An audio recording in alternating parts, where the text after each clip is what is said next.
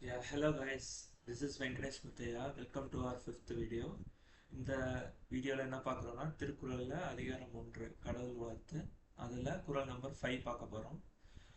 இருள் சேர் இருவினையும் சேரா இறைவன் பொருள் சேர் புகழ் புரிந்தார் மாட்டு.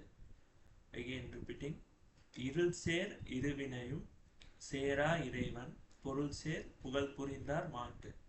ஸோ இதுக்கு மீனிங் என்னன்னா, இப்போ நம்ம ஏதாவது செய்கிறோம், maybe it's a good or bad thing, அது கர்மான்னு சொல்லுவாங்க. குட்டாக இருந்தால் ஏதோ ஒரு புண்ணியம் கிடைக்கும், பேடாக இருந்தால் அது வந்து பாவம்னு சொல்லுவாங்க. ஸோ அது கிடைக்கும் பாவம்.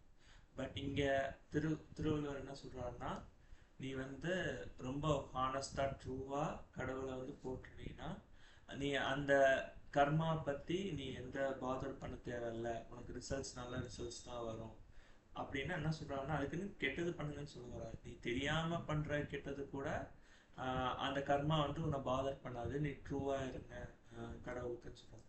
ஸோ இது என்னோட வருஷத்தில் நான் என்ன சொல்லுவேன்னா, இது வந்து என்னோட ஃபேவரட் கிரிக்கெட்டர் எம்எஸ் தோனி வந்து ஒரு லைன் சொல்லியிருப்பாரு. ஏன்னா trust on the process not on result.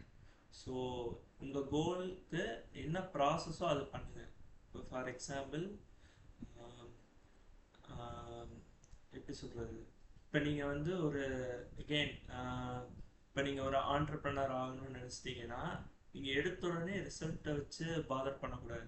For example entrepreneur ஆகணும்னா எனக்கு கன்ஃபார்ம் இப்போ ஒரு 20 lakhs நான் இன்வெஸ்ட் பண்ணணும், அதே மாதிரி நிறைய பேர்கிட்ட பேசணும், நிறைய லீட்ஸ் எனக்கு வேணும், இதுக்கெலாம் நான் என்ன பண்ணுவேன் அப்படின்னு சொல்லிட்டு ஸ்டார்டிங்லேயே நீங்கள் வந்து உங்களோட கோலை வந்து ஸ்டாப் பண்ணக்கூடாது.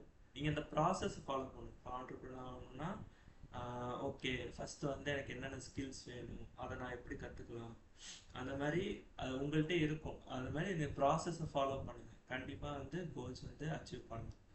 ஸோ அதுதான் வந்து நான் இதில் வந்து கற்றுக்கிறது. தேங்க்யூ.